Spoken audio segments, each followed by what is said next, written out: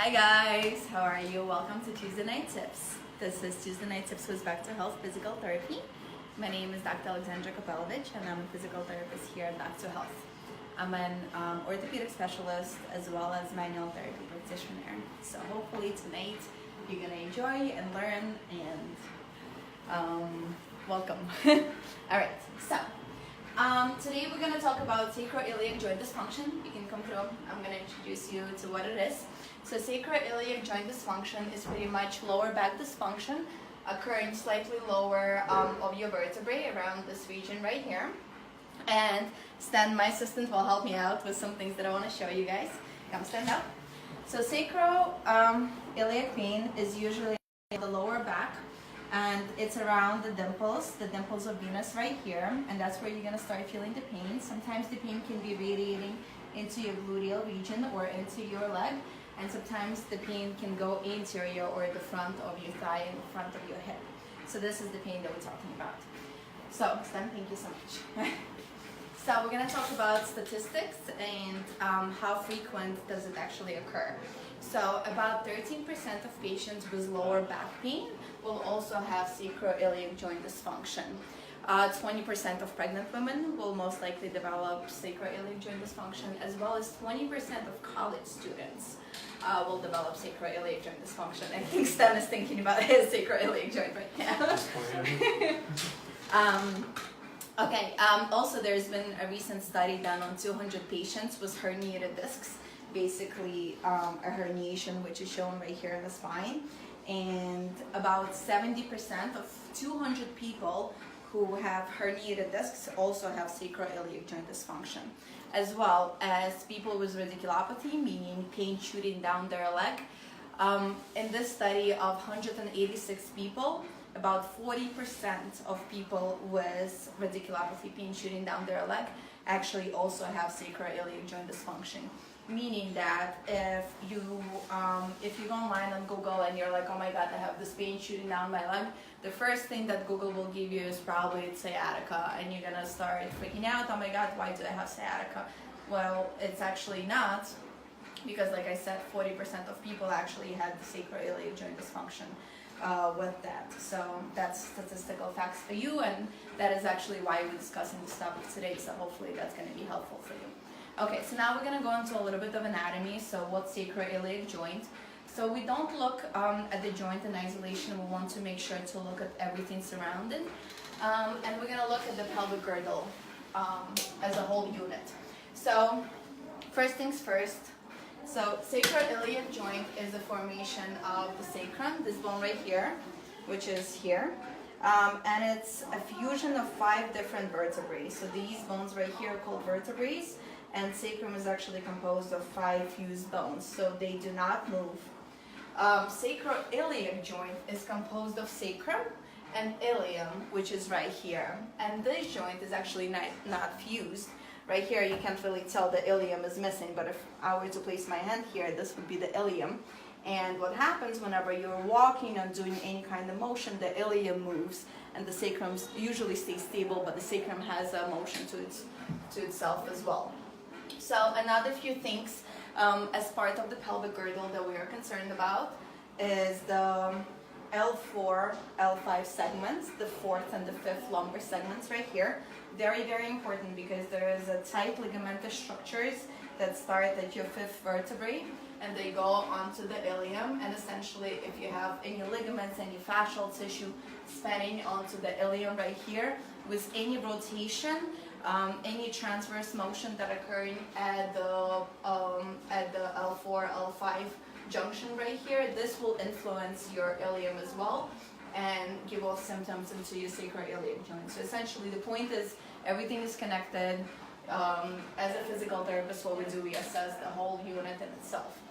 So another thing that we're concerned about is the pubic symphysis right here. That's another structure that we should be looking at, which is composed of cartilaginous structure right here, fibrocartilage. And lastly, hip joint is another structure that we want to pay attention to. But the primary purpose of today's presentation is sacroiliac joint, which is once again the intersection in between the sacrum and the ilium right here. So this is the part of pain, and this is what we're going to be focusing on today. Okay, so the next thing I want to mention, so how our bodies are built, thank you Stan, is that we have, I want to mention two different concepts. There is form closure and force closure concept. So form closure concept is basically how architects build buildings, right? So you have a brick and then you put another brick on top of it and another brick, and it's all supposed to be staying stable. If you don't move the structure, it's going to be stable. But if the hurricane comes over, there's going to be a problem. So our bodies are much more complex, way more complex, because if we're standing in neutral, there's definitely that form closure. My body is stacked up, every vertebrae is in complete alignment, and if I press on it, nothing's going to move. But once we start applying forces to it, once I start walking or even initiating that walking pattern, something else has to happen, otherwise our bodies will collapse. So we have a concept of force closure. And force closure is basically the muscles and the ligamentous system that act upon our body to keep everything together. So there are two different types of force closure. There is active force closure, and there is also passive force closure. So active force closure would be your muscles, basically all the things that stabilize your joints. And passive force closure, we can divide it into further categories. We have our ligaments, which basically hold everything to go together passively, not allowing things to move. And we also have our fascia, which is basically a dense connective tissue spanning all over throughout your body. And the responsibility of fascia is to keep your muscles in certain compartments, to compartmentalize your muscles to create that stability. And number two is to create the stability to the joints. It also attaches to the bones, it also attaches to the ligamentous system. So form closure versus force closure, very, very important. So why I went into it is because we're going to talk about the fascial system that we have. So I'm just going to mention two important muscles that you guys should definitely know about. The first muscle is the multifidi. It's responsible for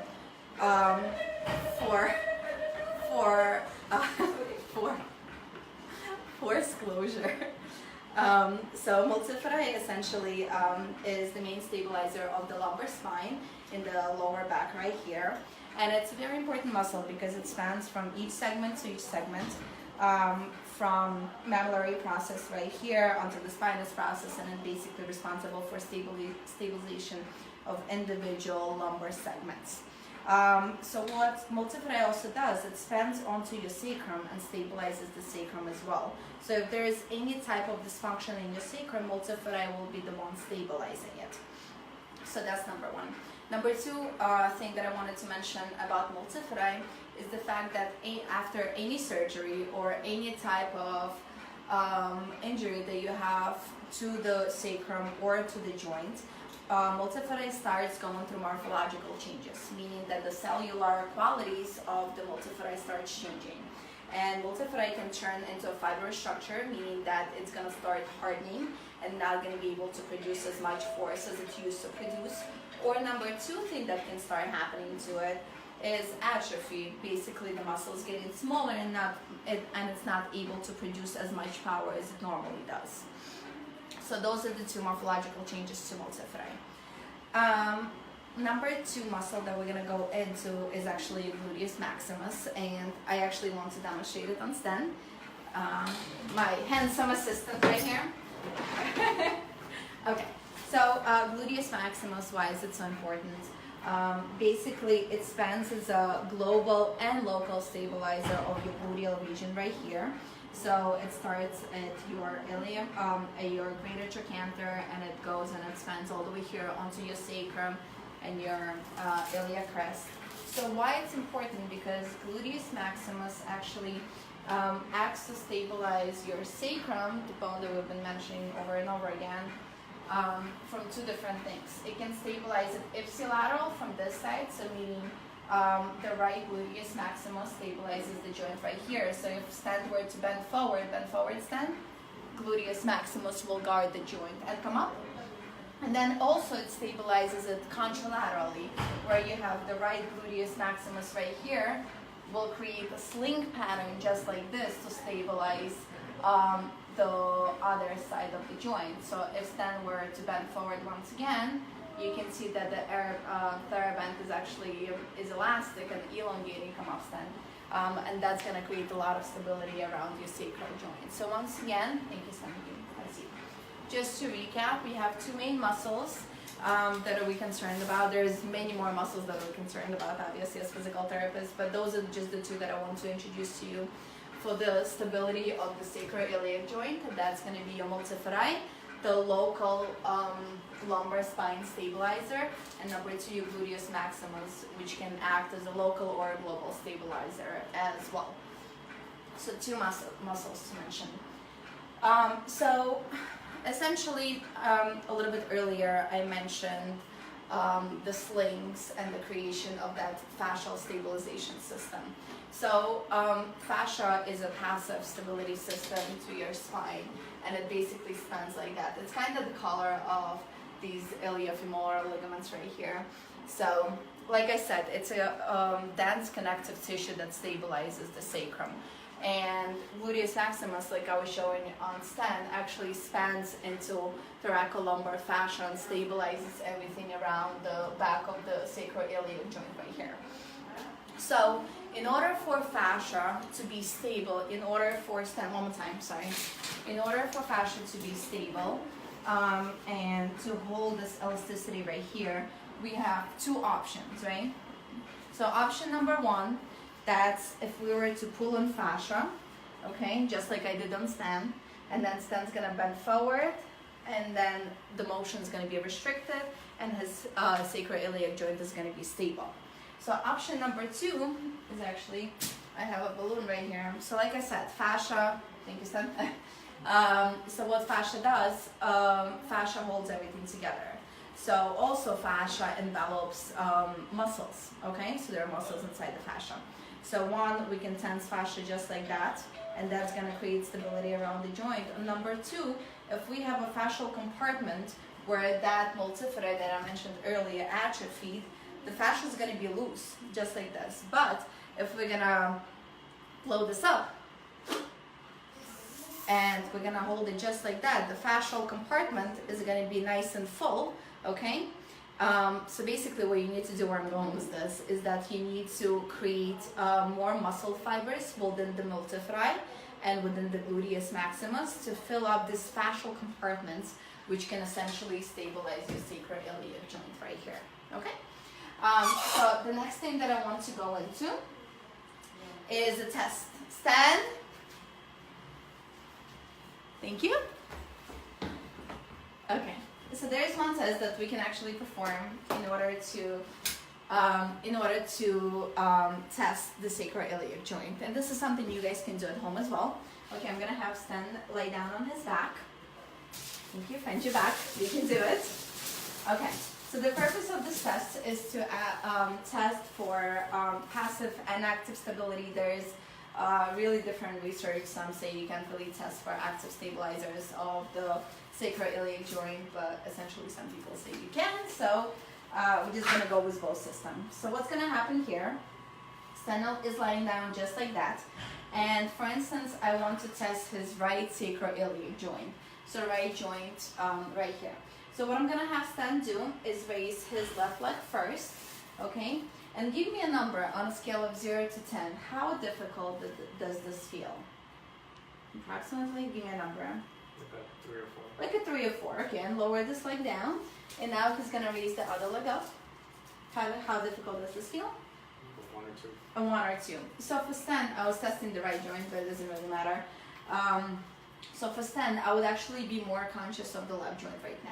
So what I'm going to do, I'm going to stabilize his pelvis right here, and I'm going to have Stan lift the left leg up again and bring it down. Did that change any symptoms? Made it easier. Made it easier? Give me a number. Like a 1. Like a 1. So you see Stan is positive for the active straight leg raise test, which means that what I want to do next is look at the left sacroiliac joint in a closer look. So this is a test you guys can actually do at home to yourself. Just lay down on your back, just like Stan.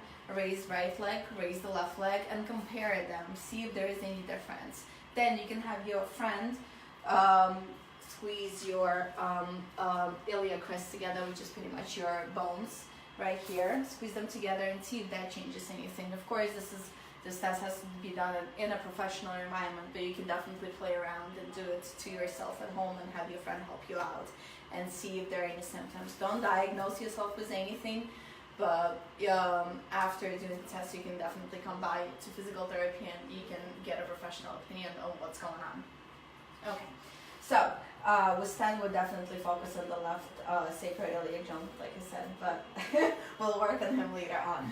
Okay, so now I just want to go into a few exercises that you guys can do at home if you do have a sacroiliac dysfunction. Okay, I'm gonna have Stan lay down on your stomach.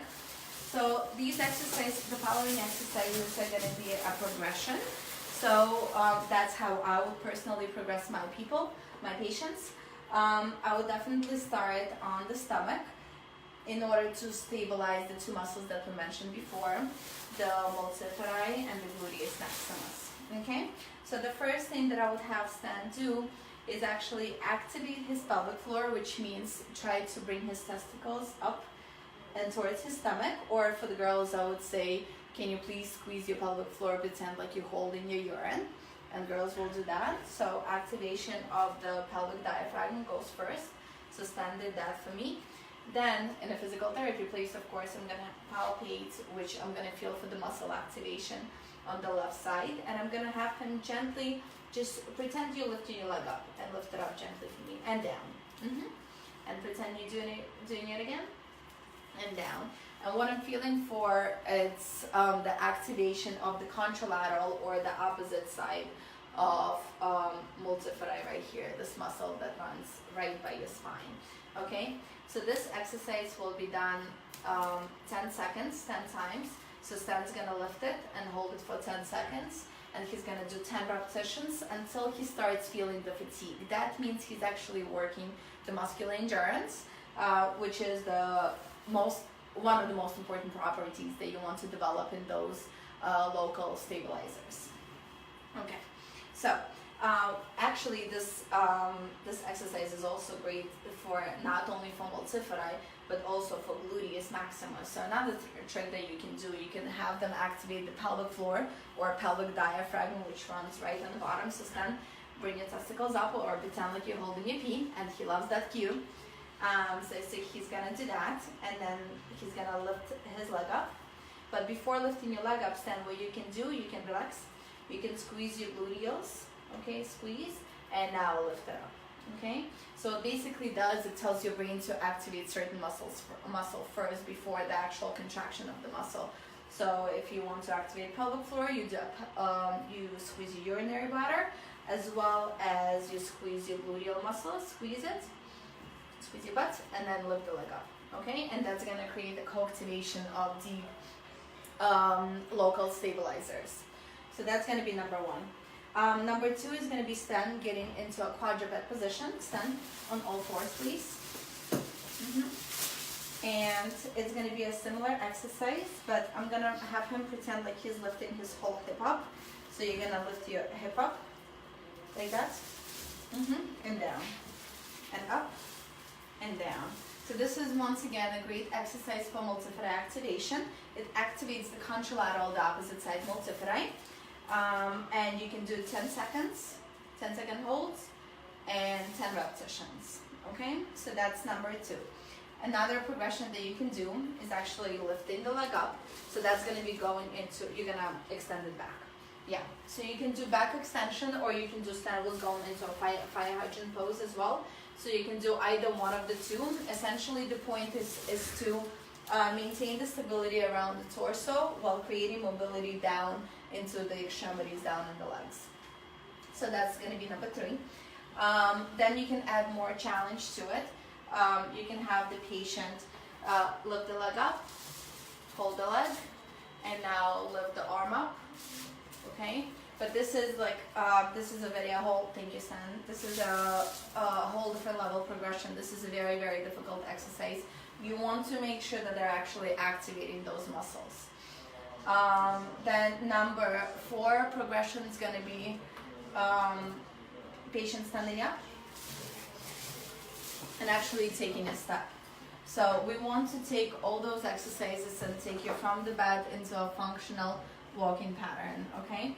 So you're going to be here and you're just going to take a step forward, and I'm just going to check for the activation of his multifida and come back and take a step forward and checking for activation of his multifida. So as easy as that, but it seems like an easy exercise, but that's essentially what you want to develop into function.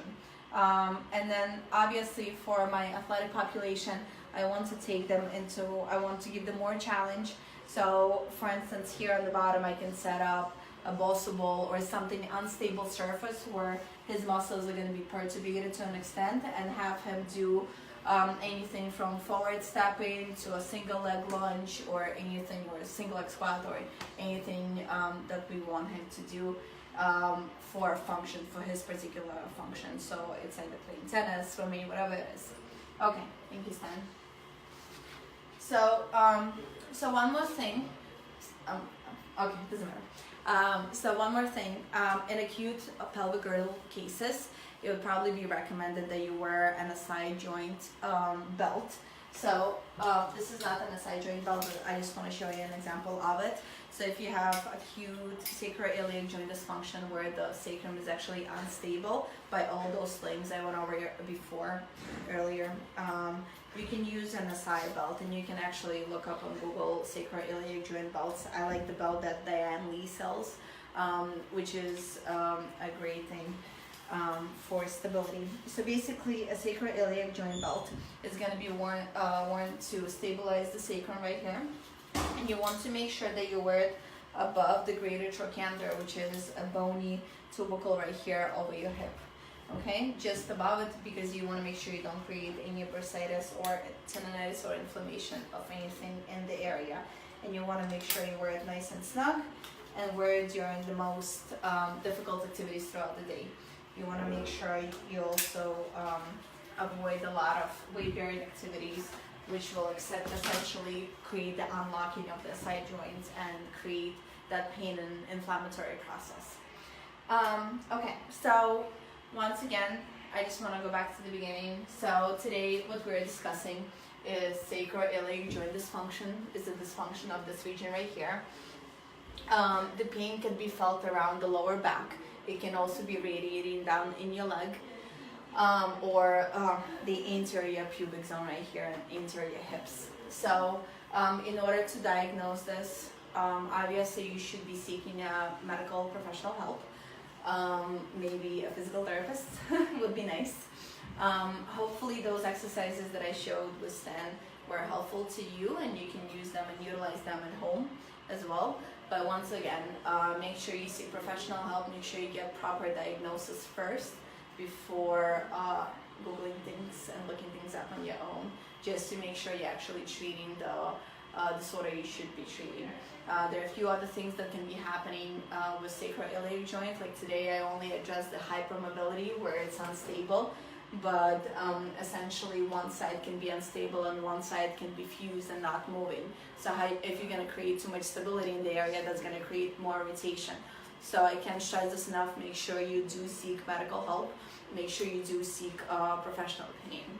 Okay, this was Tuesday Night Tips with Back to Health. And please go like us on Facebook and Instagram and just Twitter, anywhere we are, Back to Health Physical Therapy. If you have any questions, comments, concerns, please comment below. And I hope you liked it. Bye!